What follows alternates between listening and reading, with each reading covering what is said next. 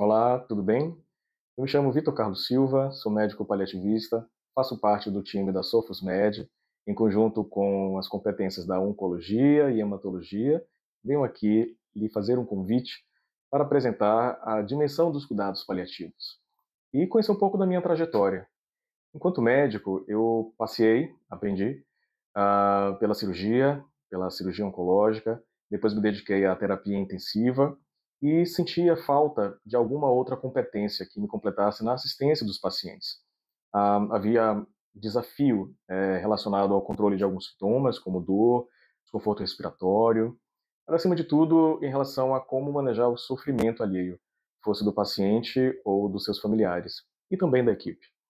Então eu resolvi fazer uma formação em cuidados paliativos, me deram competências complementares e hoje eu me dedico 100% a essa área de atuação maravilhosa, em parceria com tantas outras especialidades para o melhor cuidar do paciente. Os cuidados paliativos são muito além do que cuidados de fim de vida. São competências para pacientes adultos ou pediátricos que avaliam doenças ameaçadoras da vida, e que tem uma ação multiprofissional. Sim, é necessário que a gente trabalhe em equipe, onde cada profissional em sua classe, em sua formação, some competências para o melhor cuidado do paciente e principalmente pela avaliação multidimensional, para além da questão física. Que tem uma dor, tem mais do que uma dor física. Há que se reconhecer um sofrimento emocional, social, familiar e existencial. Faz sentido para vocês? Bom, para mim faz muito sentido.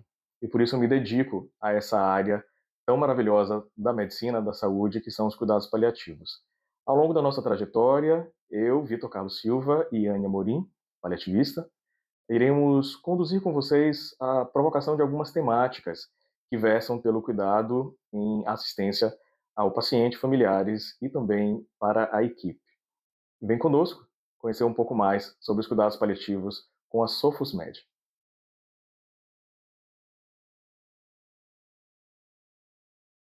Bom, hoje vamos falar então sobre as oportunidades de assistência em cuidados paliativos. O cuidado paliativo, nós já sabemos que são competências em área de saúde, de caráter multiprofissional e de avaliação multidimensional. Então, vocês começam a imaginar que podemos aplicar cuidados paliativos em todas as instâncias de saúde. Sim, é possível fazer cuidado paliativo em casa, no consultório, com pacientes internados no hospital, em hóspices, em instituições de longa permanência, em áreas remotas, via telechamada. Então, são infinitas as possibilidades de trabalhar com essas competências da arte do cuidar. Para ter um bom cuidado paliativo, é necessário, então, estudar, fazer formação, criar uma equipe de pessoas não só bem intencionadas, mas que saibam o que estejam fazendo, no sentido de compreender as ações técnicas, sejam de uma medicação para controle de sintoma, seja para a melhor técnica de comunicação, seja para qualquer ação compassiva em favor de identificar as dimensões do cuidado e contribuir com a assistência, né? Falando um pouquinho de diferentes ações do cuidado, o cuidado paliativo pode e deve ser feito desde o diagnóstico. Se ele serve para cuidar de pacientes com doenças ameaçadoras da vida, doenças crônicas entram. Doenças que no início têm muito sintoma, como dor, como sofrimento existencial, angústia, também se aplicam, né? Então, vamos tomar, por exemplo, diabetes. Diabetes mellitus, uma doença super comum, que compromete aí grande parte da nossa população brasileira e mundial, e que certamente traz um enorme risco de sofrimento, correto? Seja pela possibilidade de sabermos que é uma doença incurável, progressiva, que pode trazer danos como as lesões de órgão-alvo, que eventualmente pode matar. Sim, é uma doença potencialmente letal.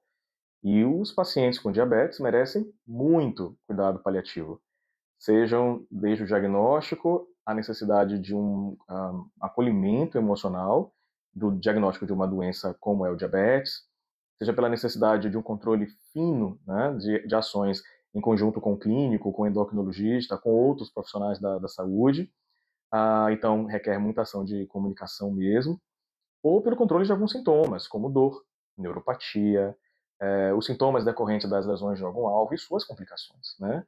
Nós sabemos que o diabetes pode evoluir para situações mais graves, de doença cardiovascular, cerebrovascular, amputações, portanto, com perda de funcionalidade, com aumento do grau de dependência e da necessidade de falarmos, então, sobre plano avançado de cuidado, sobre o futuro, né? Tudo isso envolve bastante competência paliativa.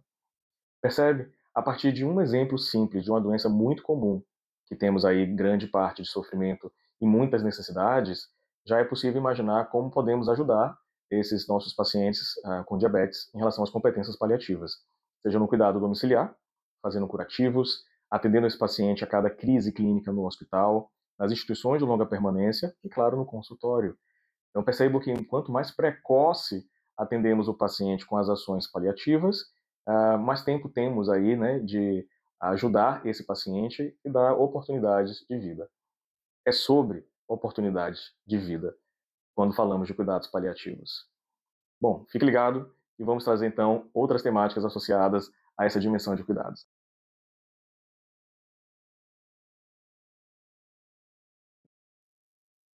Bom, e agora vamos falar sobre alguns passos que o médico pode ter para poder atingir a formação em cuidados paliativos, né? Então, ser um médico paliativista exige formação, né, competências, e isso inclui alguns modelos diferentes de formação. Bom, desde 2022, o Ministério da Educação, o MEC, homologou a inclusão de diretrizes de competências na grade curricular do curso de medicina.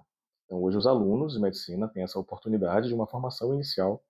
Isso tem estimulado ligas acadêmicas de cuidados paliativos em todo o Brasil e provocado mais a inclusão dos alunos nas discussões mais avançadas de cuidados paliativos. Após a graduação, cursos livres de cuidados paliativos, muitas vezes com experiência em alguns serviços, são uma possibilidade complementar, com carga horária variando entre 100 até 150 horas. Depois, os cursos de pós-graduação, lato sensu, que podem ser do tipo aperfeiçoamento, uma média de 180 horas, e os cursos de especialização. E a depender da instituição aqui no Brasil, podem durar de 360 a 500 horas.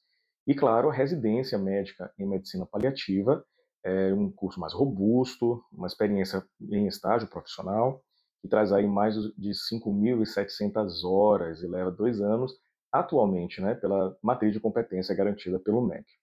O destaque é o mestrado profissional em cuidados paliativos, que alguns centros de referência no Brasil oferecem, uma grande oportunidade de engajamento de ensino e pesquisa. Tá?